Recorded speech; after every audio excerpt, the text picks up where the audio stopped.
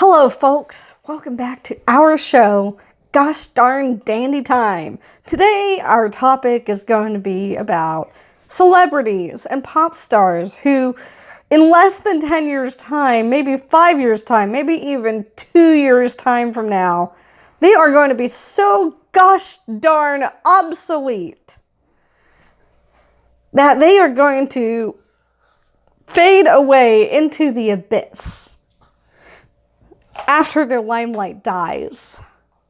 Seriously, who should we start with? Ariana Grande. Her singing is just loud, obnoxious, and plain old boring. Her songs aren't stories. They're just written by people in the music industry who get paid to write pointless, storyless pop songs that are catchy with catchy lyrics and catchy choruses and catchy beats and catchy rhythms and catchy melodies. But do they really mean anything? No. Is there any substance to Ariana Grande's songs? No. Does she have any substance to her personality? No. Does she have any substance to her really high ponytail? No.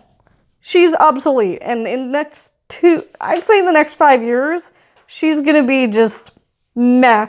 Ariana, who? Oh, moving on. Let's move on to Blake Shelton. Oh yeah, he's on the X Factor as a judge. We have Beyonce, who's just meh. You know, I liked her first album. I liked her second album. I liked a handful of her music videos. She was really good. But then her third album came out and she started dropping the N-word and a handful of other unnecessary profanities that didn't really need to be in her music. The Obamas once called her a role model. And I was like, no, not really. No. Nope, and nope. Then we have Bruce Willis, who, oh yeah, he's in a couple of action movies every couple years, and he's bald. That's about it. Now we have Celine Dion, somewhere off in the distance, on the bow of a ship. She is singing, na na na na na na na na na na. Well. Then we have Chris Brown. He's a sexist loser and needs to disappear. Then we have Clay Aiken, who I recently saw on an episode or segment of TNT's Drop the Mic. It was Clay Aiken versus... Suddenly I can't remember. It escapes my mind, but he was on it and he lost. He wasn't very convincing in his rap battle. It was kind of lame.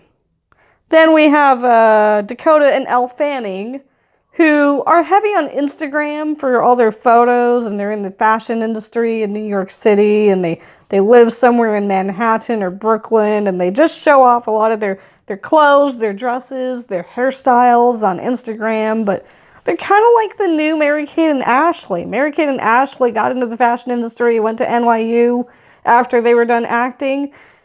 Dakota and Elle Fanning, despite not being twins, they went the same exact route.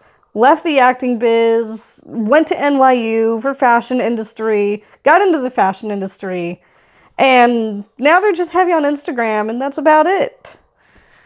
Then we have Denzel Washington. He's a great actor, but I haven't seen him in any movies lately. We have Drew Barrymore. She's a big actress since the 1970s. She's got her big start in E.T. as the little sister. But we haven't seen her lately in any movies. I think the last time I saw her in a movie, she was still on her 50th first date with Adam Sandler. Then we have, Emma Roberts. What was she? Oh yeah, the girl from Unfabulous on Teen Nick. She didn't really do anything after that. Couple of made-for-TV movies. Couple of direct-to-DVD kid and preteen movies. But meh. Emma Stone, she's like in her 40s now. She's kind of meh. She's a lot of chick flicks. We have Emma Watson, who was Hermione, but then she was in a couple of other movies. She was in the Beauty and the Beast reboot. But to be honest, Emma Watson's just kind of meh. She's just meh. Then we have Faith Hill. She's kind of a country singer, but an R&B singer. She never really had a true genre.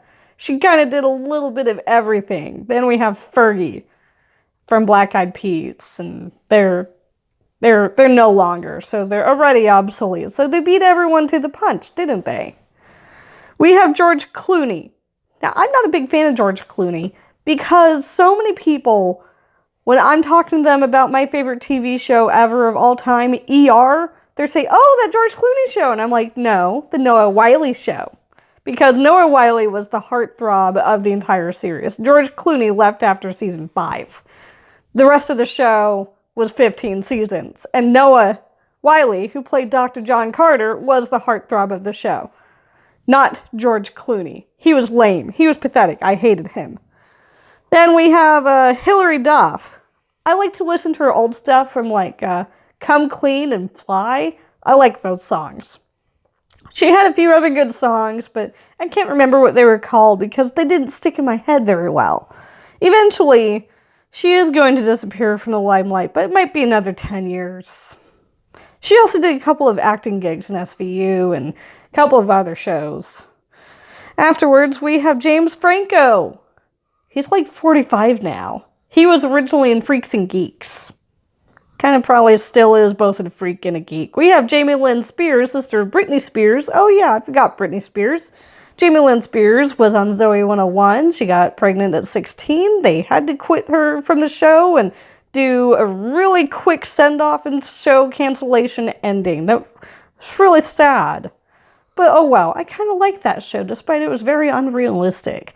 Then we have Britney Spears, who has been in the acting and TV and music industry since she was like 10 years old. She was on Star Search and community auditions and all those little old school 80s audition shows back in the 80s when she was a little kid.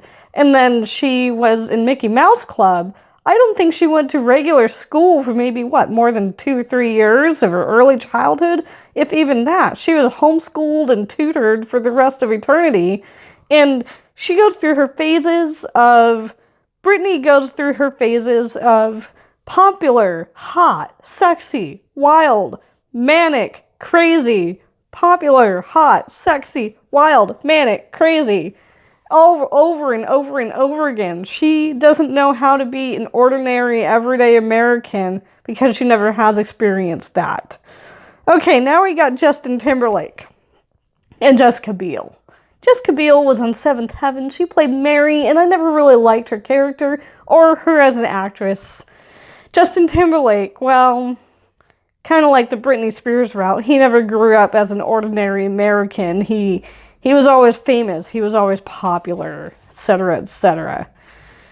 Well, we got John Mayer. He's kind of boring. He only sings 4 chords. We got Jordan Sparks. She's on a lot of talk shows.